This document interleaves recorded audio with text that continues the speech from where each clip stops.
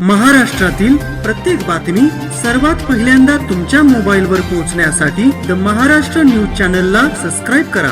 या देशातली एक नागरिक म्हणून मी मोदीजींना एवढीच विनंती करीन की व्यासपीठावरनं त्यांच्या पक्षाचे जे मंत्री आहेत, जे अतिशय गलिच्छ भाषण मागच्या आठवड्यात त्यांनी केलेलं आहे, त्याबद्दल मोदीजींनी काहीतरी ॲक्शन घ्यावी। कारण का राजकारण होत राहील, पण हा सुसंस्कृत महाराष्ट्र आहे आणि सगळ्याच पक्षाच्या आम्ही सगळ्यांनीच ते मला वाटतं महाराष्ट्राची जी संस्कृती ती जपली पाहिजे। आणि मागच्या वेळेस माननीय मोदीजींच्या समोर एक गलिच्छ वाक्य जे बोलणं झालं हे कुठेतरी थांबलं पाहिजे आणि मी स्वतः त्याचा जाहीर निषेध करते। आणि माझी अपेक्षा आहे की मोदीजी जरी एका पक्षाचे असले तरी ते आपल्या सगळ्यांचे प्रधानमंत्री आहेत, त्या प्रधानमंत्र्याच्या पदाचा तरी मान सन्मान त्यांच्या पक्षाच्या लोकांनी केला पाहिजे आणि अशी गलिच्छ भाषा ही थांबली पाहिजे आणि अशा व्यक्तीवर ॲक्शन घेतली पाहिजे।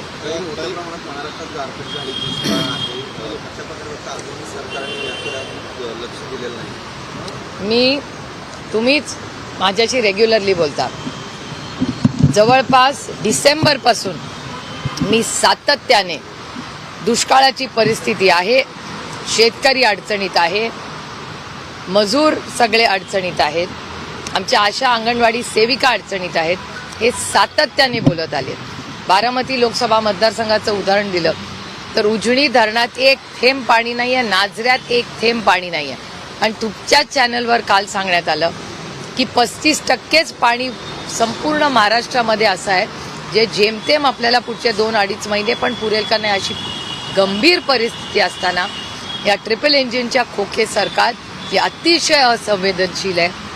हे फक्त पक्षपोडा, धमक्या द्या याच्यातच व्यस्त आहे। त्यांना दुष्काळाचं काम करायची वेळच त्यांना त्यांच्या या बाकीच्या कामातून नाही। बारामतीत भाषण झालं, त्यांनी पुन्हा एकदा काही नवीन आरोप केले, म्हणजे प्रत्येक वेळी तुमचंच खरं कसं मानायचं, आमचंही कधीतरी खरं असेलच की। आणि दुसरं जर तुम्हाला धमक्या येते तर पोलीस कंप्लेंट करा म्हणे रोहित पवारांच्या लावेवर। ठीक आहे, लोकशाही आहे, त्यांना त्यांची बाजू मांडण्याचा अधिकार आहे। काल दादाजी भाषणामध्ये एक मुद्दा उपस्थित केला की आतापर्यंत तुम्ही लेकाला निवडून दिलं, त्याच्यानंतर बापाला निवडून दिलं, नंतर लेकीला निवडून दिलं, आता सुनेला निवडून द्यावं जेणेकरून एकदम फाट होईल सगळं। लोकशाही आहे, प्रत्येकाला बोलायचा अधिकार आहे। शिवतारेंनी जी भूमिका घेतलेली होती बंडखोराची, त्यामध्ये आता अजित पवारांनी काल असा घटस्फोट केला की विजय शिवतारेंना आपल्याकडून सातत्याने फोन आपल्याकडून ज्येष्ठ नेत्यांचा त्यांनी ते कॉल्सही अजितदादांना दाखवले। दादा असं म्हणतात की माझ्याच जवळच्या व्यक्तींनी ही पातळी गाठली। मला याची माहिती नाही ते कोण नेते आहेत, हे मलाही आवडेल समजायला।